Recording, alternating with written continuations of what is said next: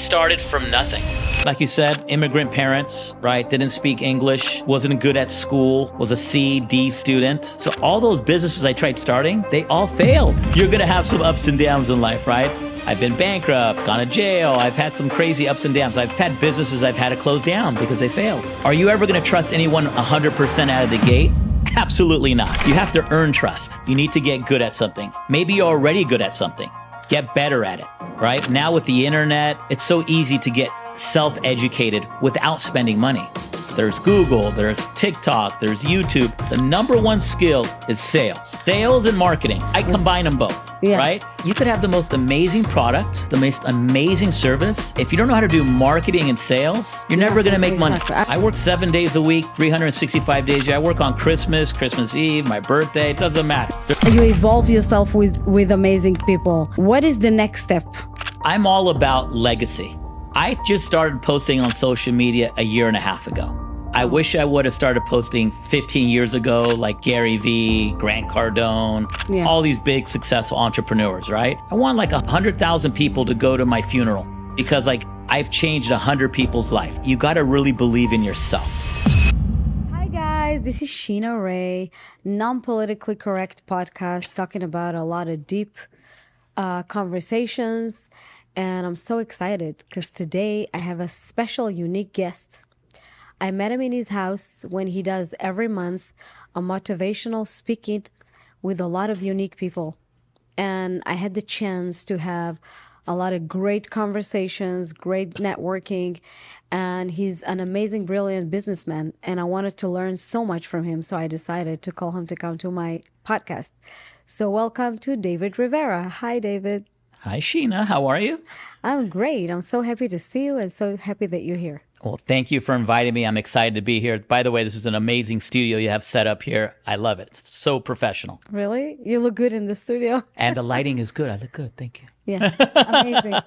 Thanks to the amazing crew.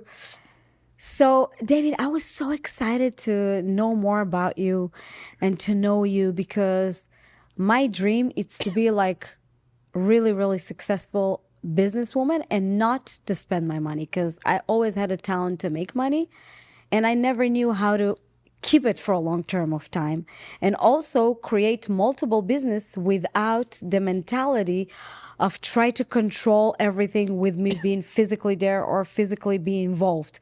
How do you do it? How do you keep one umbrella with multiple businesses and kind of run them successfully without trying to control it? That's a great question.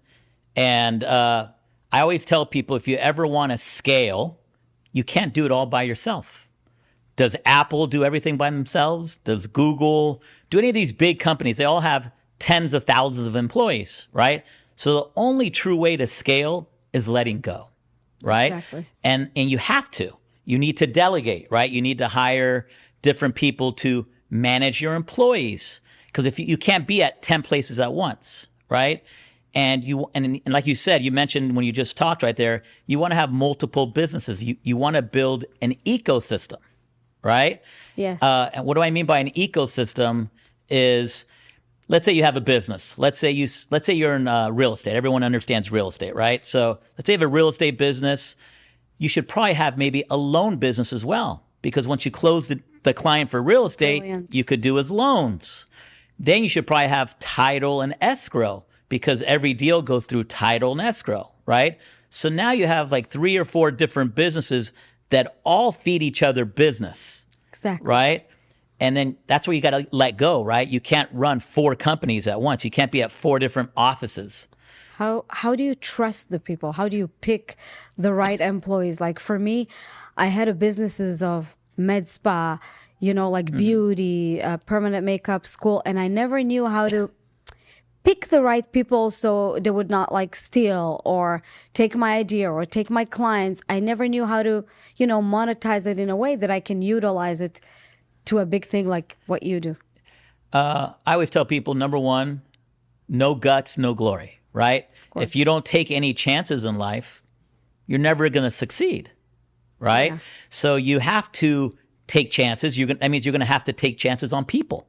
Of course, yeah. And if you don't, you're never going to grow, right? So you have to take a chance, but it's all about pre-screening, like on the interview process, right? Because you're going to hire these people, at least the higher level people you're going to hire.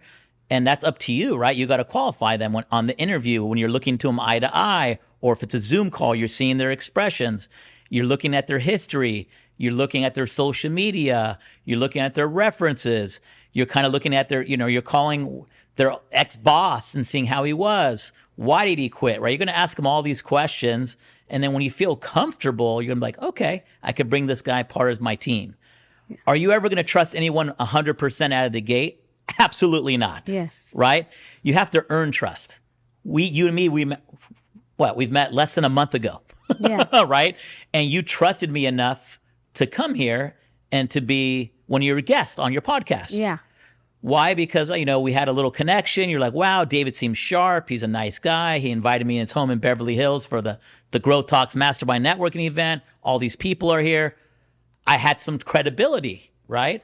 Well, yeah. And also I saw when I was in your house how you already have a tight-knit relationship with all the speakers and the business people and, the photographers and all the people that were surrounding you. I'm like, oh my God. And I'm the type of person who like to elevate myself by being with people that are more successful, smarter, people that I can always learn from.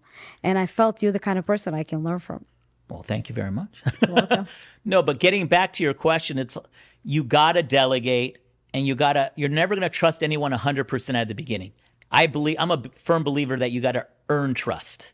Of course. But, you pre-qualified them in the interview process. You let them prove to you that they're good. And after they're good, you're going to give them a little more authority and then a little more. And all of a sudden, that person's going to be a manager because they've proved themselves over time, right? You're never going to give anyone the keys to the castle on day one. Absolutely. They have to climb the ladder and, go through the struggle. But I have more questions for you, a specific question.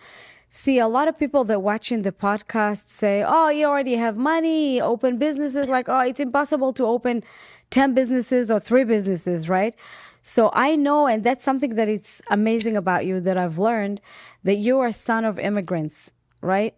You didn't grow up in a multi-million-dollar family. Nope. You literally build it all on your own, right?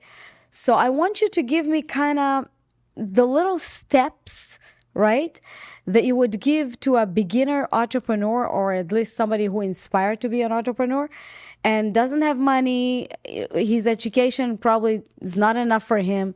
And what you think is the first 5 or 10 steps to do to start something? I always tell people when you're first starting out and you don't have much money, you need to learn a skill. You need to get good at something. Maybe you're already good at something. Get better at it, right? Now with the internet, it's so easy to get self-educated without spending money. There's Google, there's TikTok, there's YouTube. You could pretty much, if I want to be an excellent painter tomorrow, I wanted to become an amazing painter or a plumber or an electrician, I could literally go online and take courses on that online for free. Just watch YouTube videos and I could be the best electrician or best plumber or best painter in town. Right. But you got to have the discipline to learn a skill. And so let's say you're good at something, do something you're good at, preferably. And if you're not good at anything, which is very unlikely, usually someone's good at something, right? Exactly. And people always, you probably hear this all the time, right? Yeah. Sheena, don't you hear, do what you're passionate about? Yeah. Don't you hear that all the time? All the time. Okay. I'm not a believer in that. Yeah. I'm a believer. Passion is not enough. I believe you have to be good at it. Yeah. Exactly. Not just have a passionate, right? Exactly. I might be passionate about being a pro basketball player.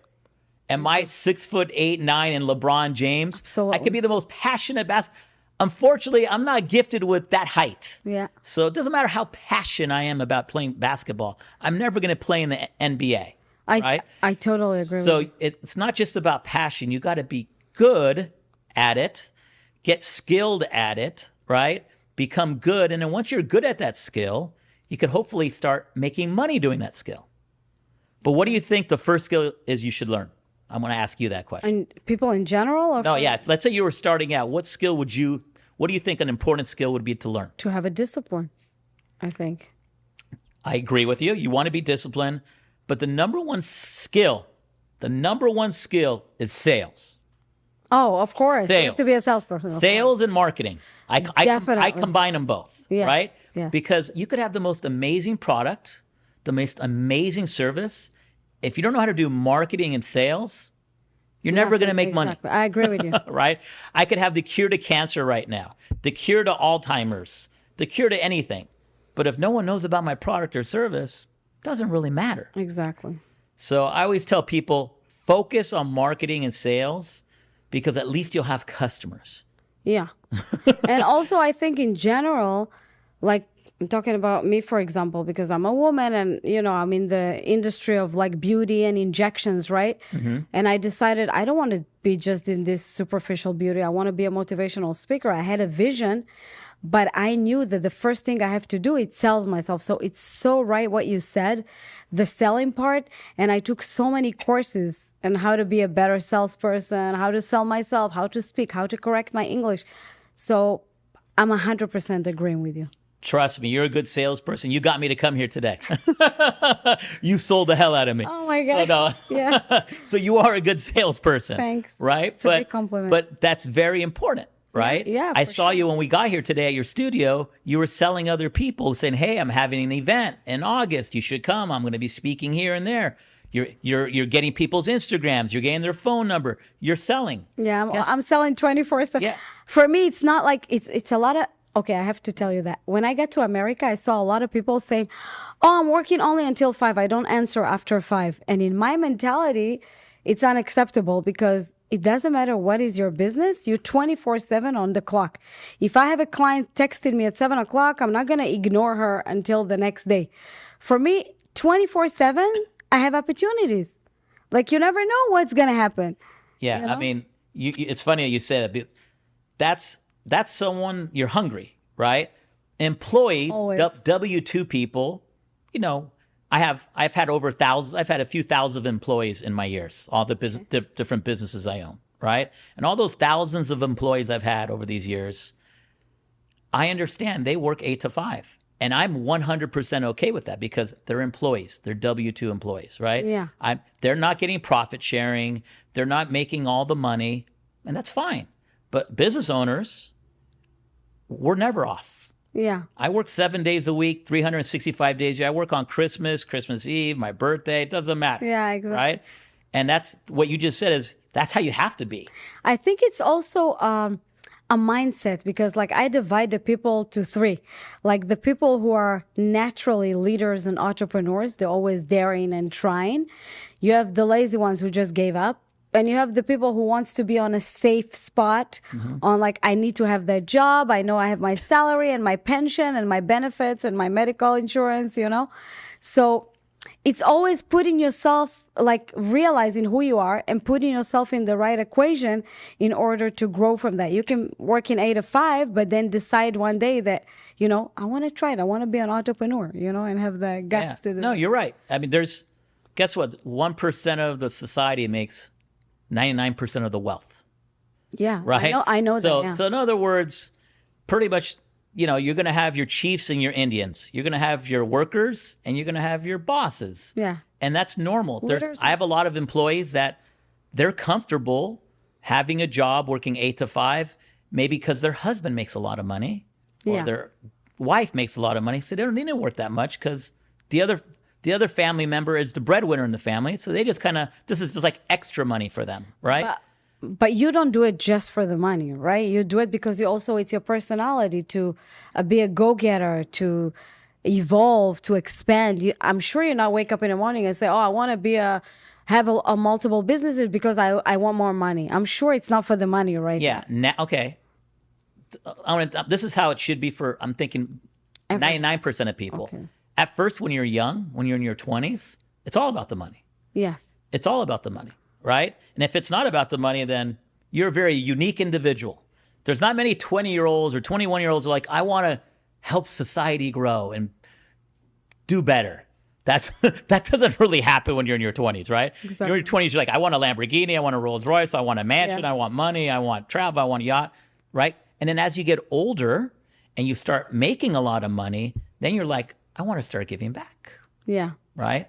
And that's kind of the stage I'm at now. I still obviously want to make money Yeah. because the more money I make, the more people I can help.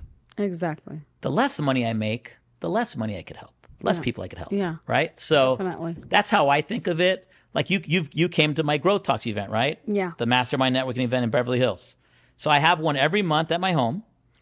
And for me, this is kind of like giving back. Yeah. I have about 100, 150 people that come to my home.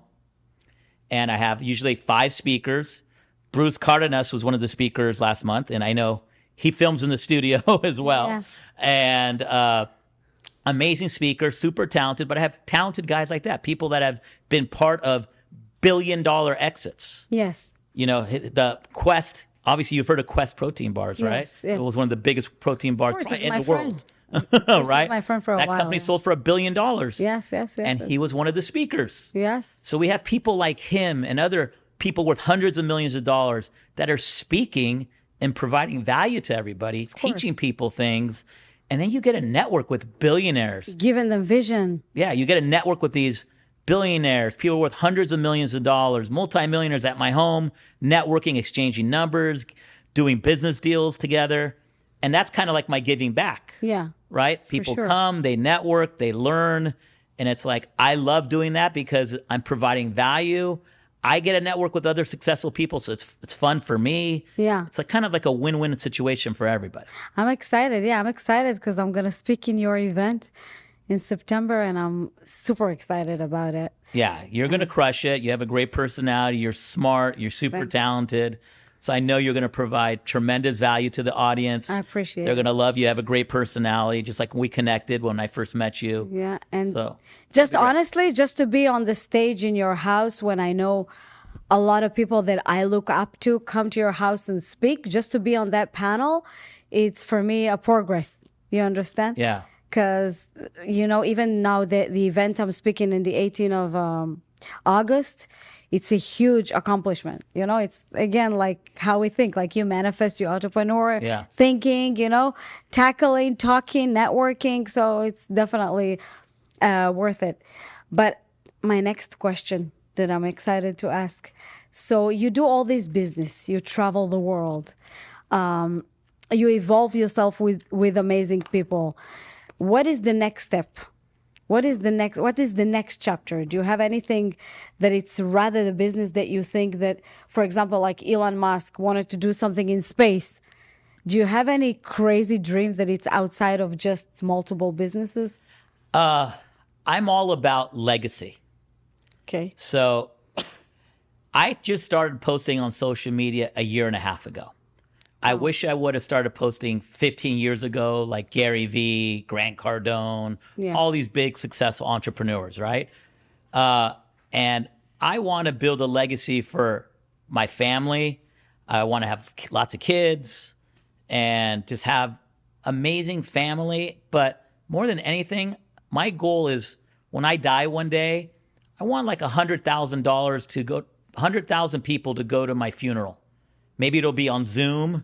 Maybe it'll be at a location, but a lot of people will Zoom in because like I've changed 100 people's lives. Wow. By either them being an employee of mine, maybe coming to my masterminds, maybe hearing me on podcasts, maybe learning something from my social media accounts I'm posting every day. And if I could change 100,000 people's lives, I'll be very happy. So you really, with what I hear you speak, you're really dedicating yourself and your life in a way to change other people's life. And not just that, like you literally, even though it looks like you're in the front and you dress well and you travel and you have a nice house, but you really put a part of yourself, right, dedicated to literally give back to people and grow and build people and help people. And I think this is just itself, you live in and walk in charity. Yeah, I mean, I love it. Like, I wish I would have started, like I said, 10, 15 years ago. Better late than never. Yeah. You know, but now, like, I post content every day. I post out free content. I give business tips, investing tips, everything, every kind of tip I've learned through my experiences in life, all my failures. I hey, don't do this. Yeah. Do this. You know, and I'm just trying to teach, provide value. It's fun for me. I enjoy it. It helps people. I call that a win-win. Yeah, of course. I think this is the definition of contributing back, because you see a lot of business people working from their automatic pilot of their mentality, and just like, oh, flash, I have a boat, I have a house, I have this, I have that. And they never talk about or show whether they can contribute to other people. And I think when you're in a constant mental growth and sharing that with people, because you agree with me if I'm wrong, but it doesn't matter if we buy houses or we rent them. It's not ours. We're going to die and live here, everything. Yeah. The only meaning things for me in life, it's the moment and what I create in the moment and what I give and the opportunity I give and how I collaborate with people, you understand? And I think having this conversation with you right now, it's expand my mind even more to how can I actually help and do even more in my everyday life or a part of my business. So I was really excited to hear you talk about it. Also, I wanted to ask you something. Except the event you do every month, do you have any other event that you want to tell us about or talk that you're doing or planning to do in the future? In the future, my goal right now is this monthly mastermind. It'll grow over time.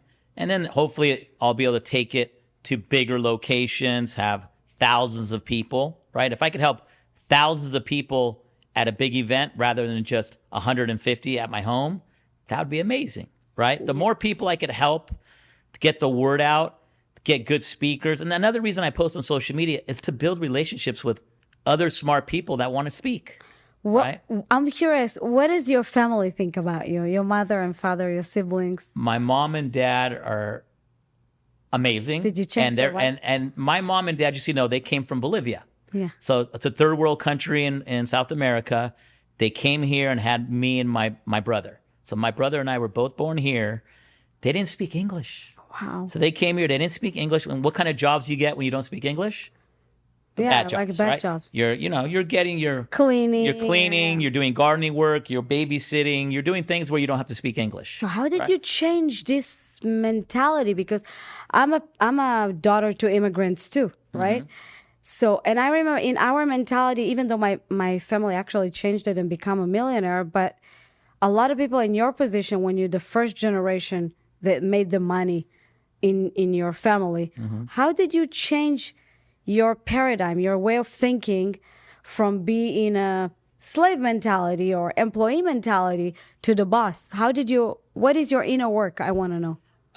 Well, I got to thank my parents because they didn't speak English and, I kind of had to learn English on my own or just going to school. Yeah. But what my parents did instill in me was work ethic. Wow. So when my parents would come home from work, they were like, hey, the bed better be made.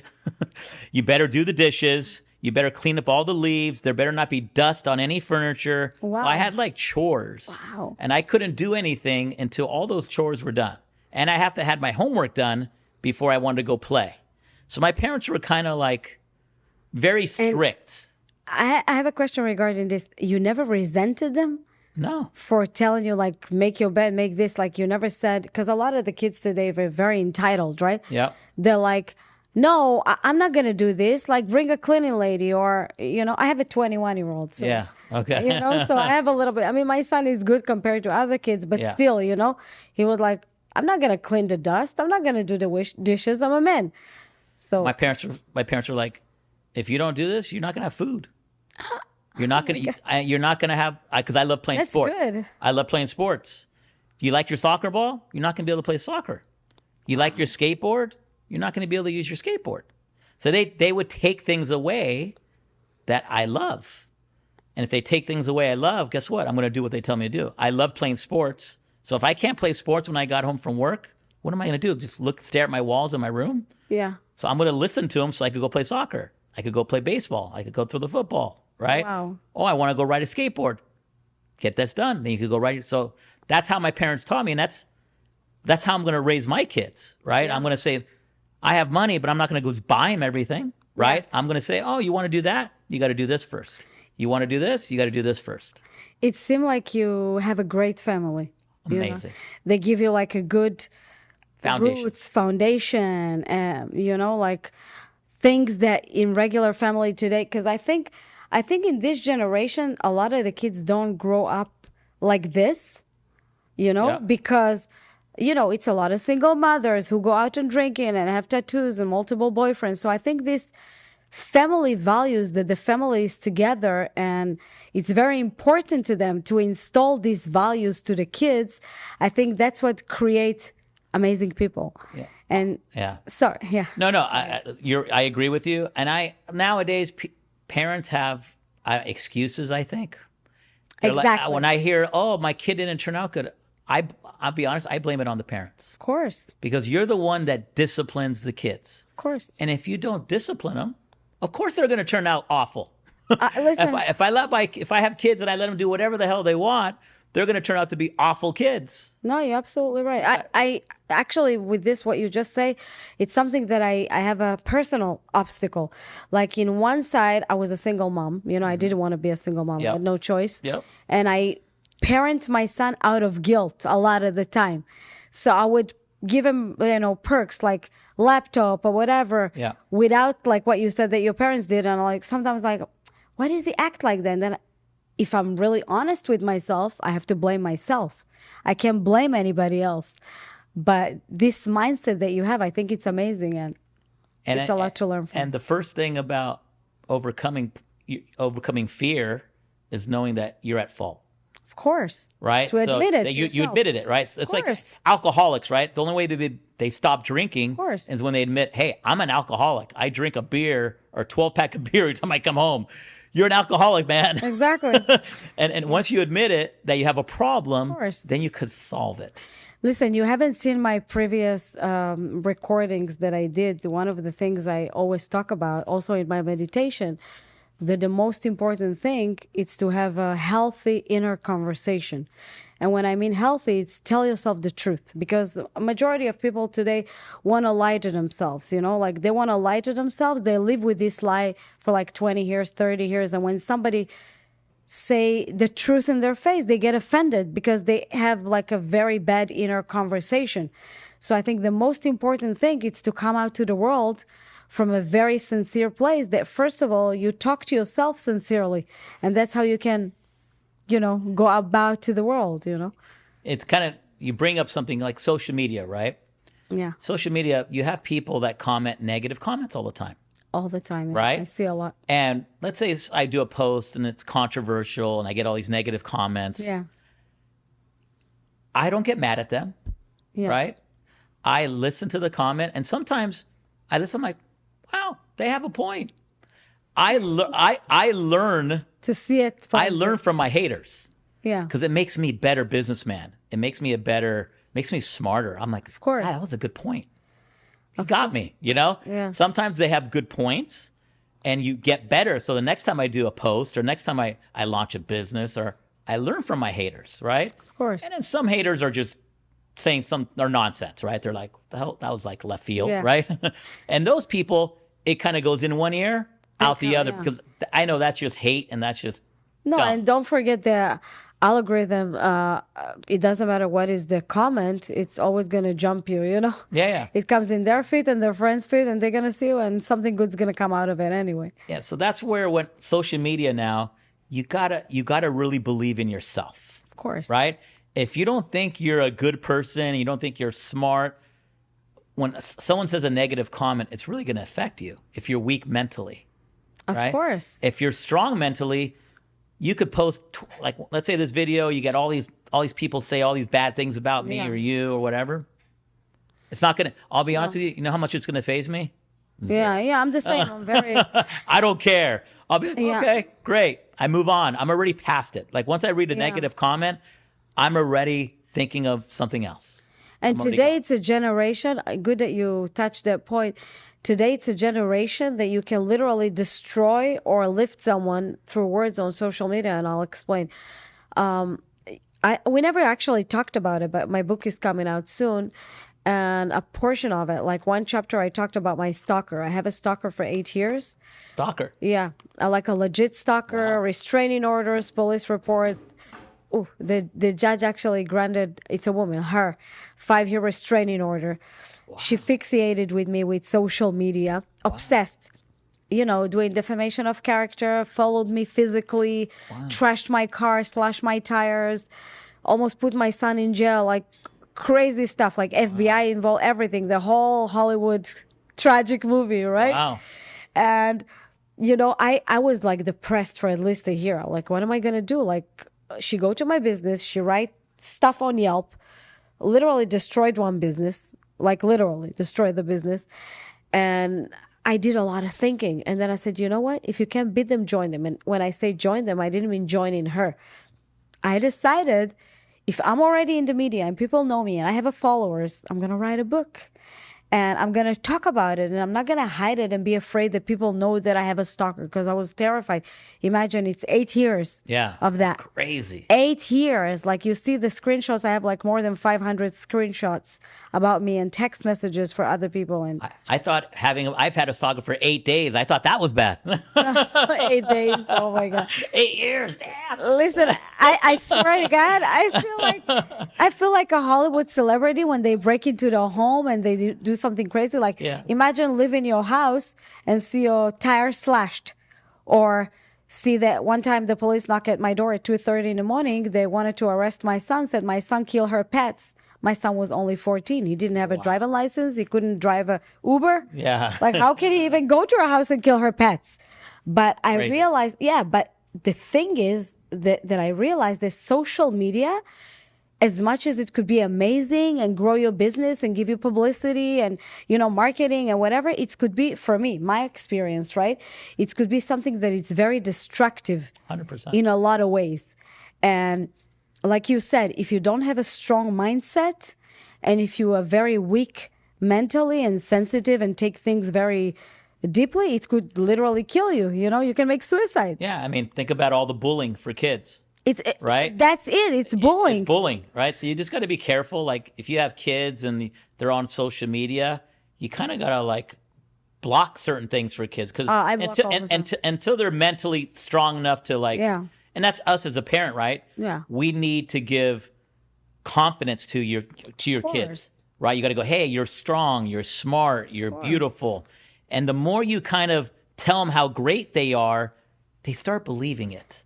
And besides believing it, they start doing steps to get better. Yeah. Right? It's like anything in life. But it's not them just believing it. I'll tell you exactly how it actually happened, because from the day zero that you're born, right, your neurocortex, it's literally, everything is like a sponge. It's stick. That's what building our subconscious, like the hard disk. So if they've been telling you when you were 5 or 6, you're a bad kid, you cannot do it, you're lazy, you're this, you're that, even if you're not that person, this is what's going to place in your hard disk. So this is what's going to replay all the time when you're an adult, trying to have a relationship, trying to get a good job. So it's really, really important what we're saying to our kids and people in general, I think. Yeah, my employees, all my businesses I have, kids, friends, you always want to give positive reinforcement. Of course. Right? Like I said great things about you when we first started talking today on your episode, right? Thank you. Even though you don't need the positive reinforcement, it's just good. Of course. It makes you feel a little more confident before we talk right now. Of course. Like when I introduce something at my masterminds every month, I introduce the speaker and I edify them. Yeah. So I make them look really good. So now when they're going to speak in front, all the audience is going to go, wow, I want to really hear what Bruce or Sarah or Kelly has to say, because I made that person seem like a rock star. Yeah. Same thing. You always want to do that with employees, kids, whoever you meet in life. Why be mean? What do you get out of being mean? You get nothing. Yeah, you have two type of boss, I guess. Like the boss that destruct his business without understanding. When you go like, come here and do that, like be really mean and nasty to their employees. Or you have bosses like you who want to grow and actually build without even knowing, I think. Maybe you do know it, but I don't know if you know it like that, but growing like a an army of soldiers who will always be there and have your back no matter what, because you've been there for them, help them to grow and build them to be successful and, independent financially, and give them the support and the shoulder. And I think that's amazing. Yeah. I mean, in business and in life, you always want to support people, be a positive reinforcement, help wherever you can. And wherever you could provide value and teach, I think you should. Yeah, it's important. Also, I wanted to ask you, have you ever thought of going to politics? No. That's what Donald Trump said 30 years ago. He doesn't want to go. It's just politics to me, it's so corrupt. It's like the most corrupt space in the planet, right? Everyone's like, you're getting elected by people, donors giving you money. So now you got to give them back favors. Oh, Makes sense? Like everyone gets elected by people giving them money to run ads and get elected. And so now you have 100 people that you have to like help them out. Let's say you get elected. I become a senator or whatever, a mayor or whatever, right? These people contributed to my campaign, gave me money. Now I got to give him the real estate contract. I got to give him that restaurant deal he wants. I got to, and it's the whole business is just kind of, unfortunately, it's not the best for society. It's the best for the people that gave you money to get you elected. For the narcissist inside of us. Yeah, exactly. But, at least Trump, he's not a lifetime politician, right? Yes. He doesn't have 20, 30 years of favors that he has to return. Exactly. Being like unfortunately, Biden's been in politics for 50 years, right? He has all these favors he's got to give to people, right? Because to get all these years, he had to go up the corporate ladder in politics, right? I want to say something regarding this. See, I'm not American. I'm American now technically, but I didn't grow up in America. You got your green card now. No, I have American citizenship. 2 days ago. 2 days ago. Congratulations. Thank you so much. I'm so excited. Now I know why you flaked 2 days ago, not wanting to do it. Yeah, that's why. So I want to say something to you. The thing is that really seemed weird to me in America. Like people always say, "Oh, Trump, he's crazy. He hates women." Da da da. So let me tell you something. Growing up in a Middle East, right? And I'll be brutal when I say that. They say, Trump says he want to grab a woman's pussy, right? In the Middle East, they just do it. Trust me. I think every man wants to do that. Yeah, but so what Trump wants to do is pretty much what every man wants to do. So he's normal. But wait, he's normal. But I want to say something regarding this specifically. The funny thing is, when you grow up in the Middle East and you realize that the mindset of the majority of people that's surrounding you, it's like crazy, irresponsible, women haters, how do you say, instant gratification behavior, impulsive. Like a lot of people, a lot of men, it's like the radicalism of chauvinism, right? So they don't understand, a lot of Americans don't understand that Donald Trump is smart, but with that being said, crazy enough to deal with all these crazy people in the Middle East. Because I don't know if you remember, but when he got elected, right, and he went to Dubai and Saudi Arabia and Qatar, they look up to them.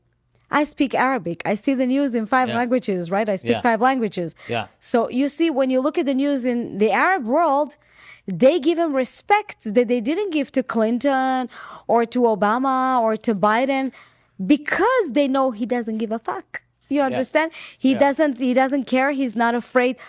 And people here think from their emotions, because women said, I want a woman to be a president, or I want that. And they don't understand that in order to be in this position that you speak with Putin or the most crazy leader in the world, you need to have a person that is resilient. He built billion-dollar businesses. They fell and he built them again. He's not afraid of anything, right? He can stand in a stage with the most strong people in the world and yet keep his mentality, his how do you say, his respect for his country, everything. I got a feeling that you are a Trump supporter. Oh my God. I am, and I tell you what, let me tell you a secret. I was a radical liberal my whole life. As an actress in Israel, you have to be a radical actress, because who's giving you the foundation for movies and TV shows? Yeah. The radical so-called human rights organizations, right? and the radical so-called human rights organization, perpetrating always to talk bad about Israel and everything in the Middle East. What they don't mention, that Israel, it's a country that you have Muslims, Christians, and Jews that live together nicely.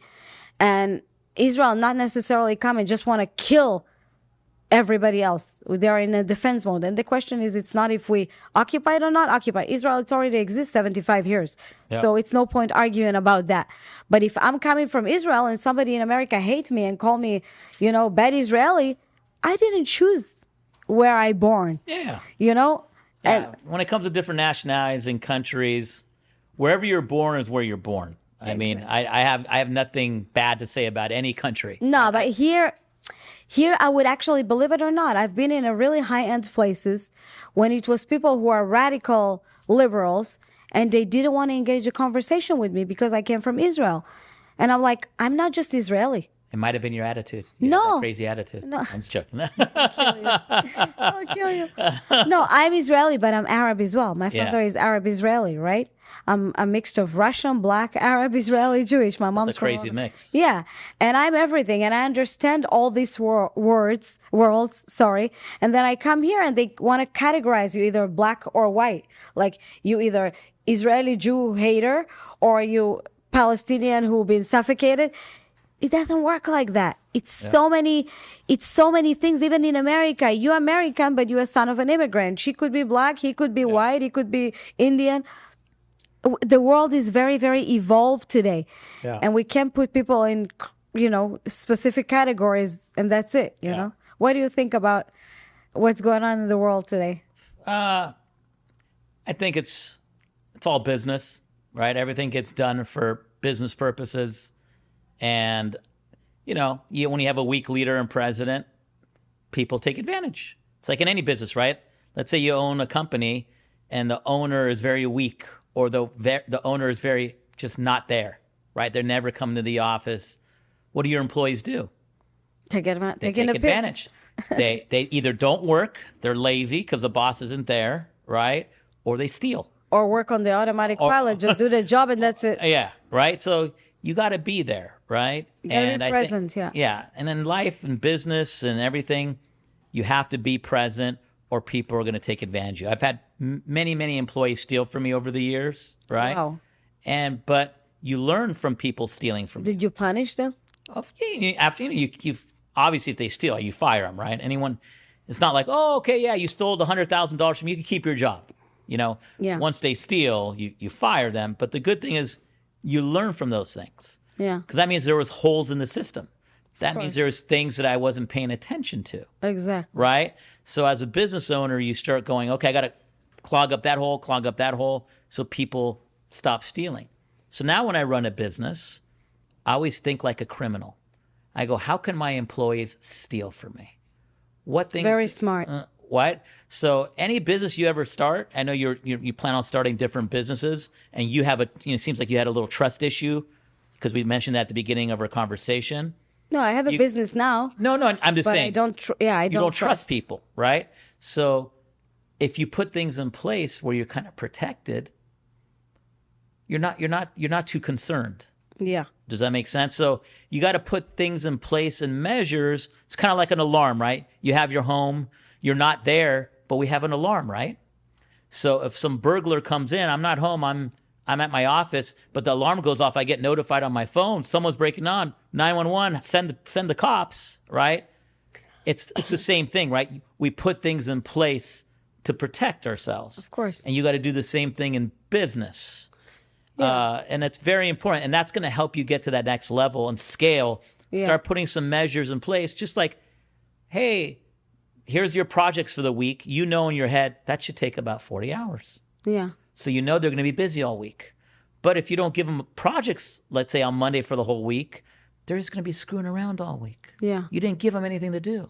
Yeah. Right? So it's our fault as the business owner by not giving our employees, our team leads, our managers enough work to keep them busy, or they're going to screw around. Yeah. So that's what I've learned in life. Like my Sunday nights before I go to bed, I plan for the whole week. Wow. So Monday morning when I wake up, I'm giving orders. Yeah. Hey, this guy's doing this person's doing this. All my managers, right? Because I don't manage my, 1,000 of employees, right? Yeah. I have my managers. So I have my roles for my managers. I go, this is what you need to focus on this week. And I go, and on Sunday, I'm thinking how long it's going to take. And if it's not enough, I give them 2 or 3 projects. Wow. Right? Because I want to keep them busy. You interested of doing different kind of business on the business you do until now? Yeah, I'm starting a couple other businesses right now. And that's my passion. My passion is starting businesses. I like growing them at the beginning, being involved, very involved. I'm very hands-on when I start a new business. Okay. If the owner's not involved at the beginning of a business, it's never going to succeed. Of course. You need the person that's vested the most to be there, because their brain, their work ethic is going to get it profitable. Yeah. Right? I can't just start a business and go, hey, Bob and Sally, go run it and make it profitable. That's never going to happen. No, you're right. So I start a business. I get it to 7 figures where it's $1 million business. And then I get an operator to kind of run it. I'm like, look, it's running, it's making money, it's got cash flow. I just need you to do this, this, and this, and scale this. And the business should grow every month, every quarter, every year. Right? Well, and then I go, okay, that's running good now.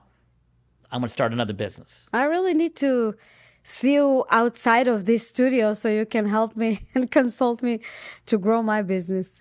So I'm excited. I'm so excited to talk to you because I've learned so much in this conversation today.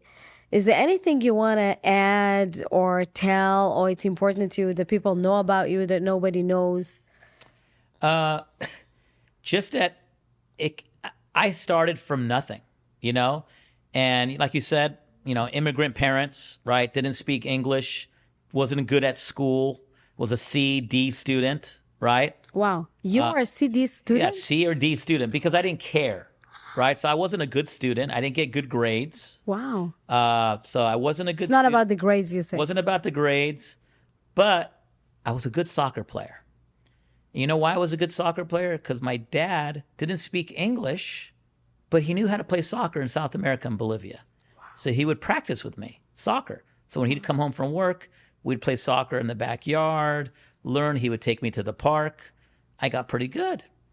And then my dad was in the military in Bolivia. He got a scholarship to come to America. And that's how my mom and dad were able to come over here, because my dad got a scholarship in the military, right? Wow. And so my dad was very disciplined. He's all, son, if you want to be good, you got to practice every damn freaking day. Wow. So I practiced every day, in the morning, before school, after school, on the weekends, played for multiple teams. And then when I got older, I got a soccer scholarship to go to college. Wow. Right? And that was thanks to pretty much my brother and dad, because they were always training with me, right? And they just put in my head, you need to practice if you want to be good. So that whole training as a kid, practicing, doing drills, being dedicated, I learned that to become a successful businessman, right? Yeah. And then when I went to college, I got a scholarship there, right? When I graduated, guess what happened at my first job after I graduated from college? What happened? I got fired.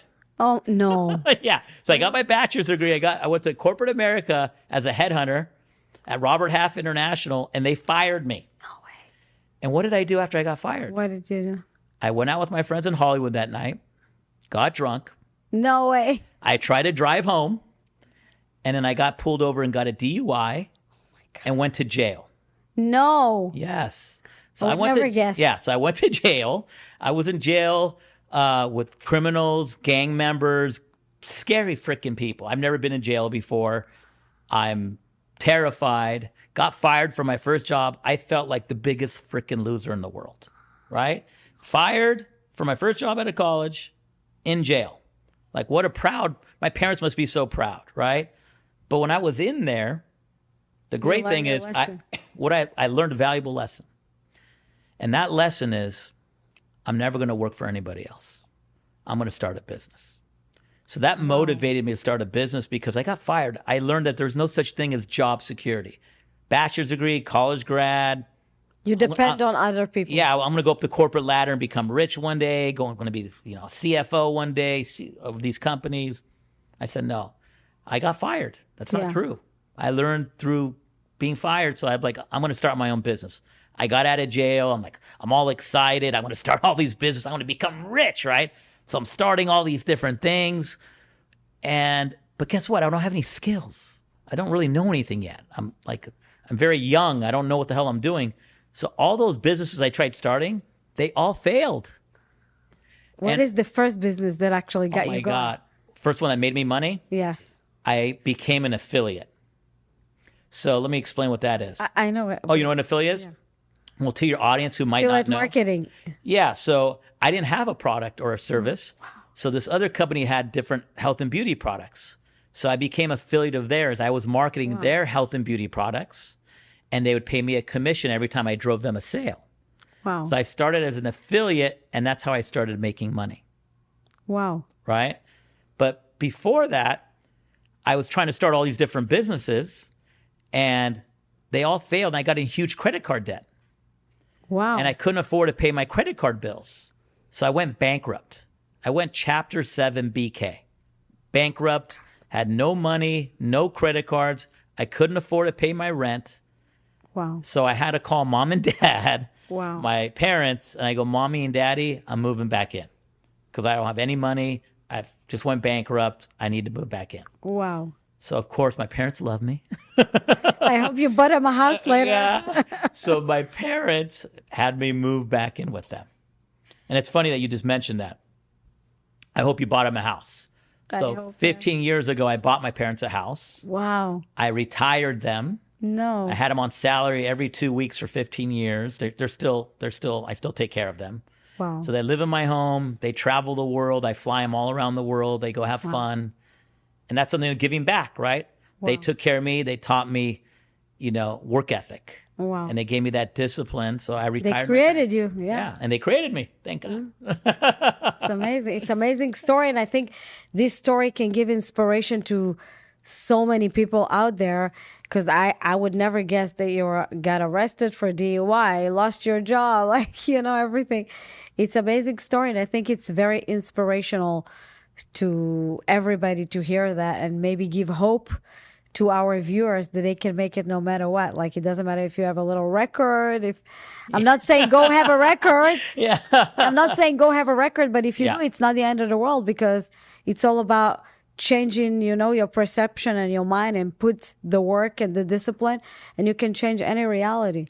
No, I agree with you. Like, in life, you're going to have ups and downs, right? You had a stalker for 8 years. I still have it, by the way. You still have it, right? So you're going to have some ups and downs in life, right? I've been bankrupt. I've gone to jail. I've had some crazy ups and downs. I've had businesses I've had to close down because they failed, right? I've had to fire employees. This is the worst feeling. I don't know if this has happened to you. When you have all these employees, one of your business don't do well, and you can't make payroll. Yeah, that's terrible. And what do you have to do when you can't make payroll? Me, actually. You have to let people go. Yeah. And these people have kids, a family. I'm like that's how they survive. You're responsible. I feel responsible. Yeah. And it's my fault. It's not my employee's fault. If the business fails, it's my fault.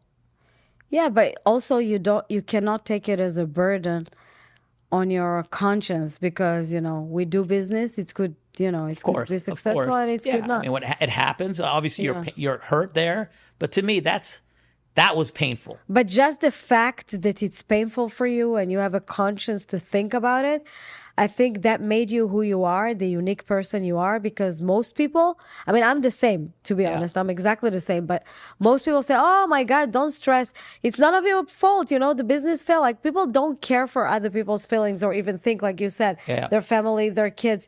But I think that's why you're so blessed, because when first you think of other people, that's where your blessing starts.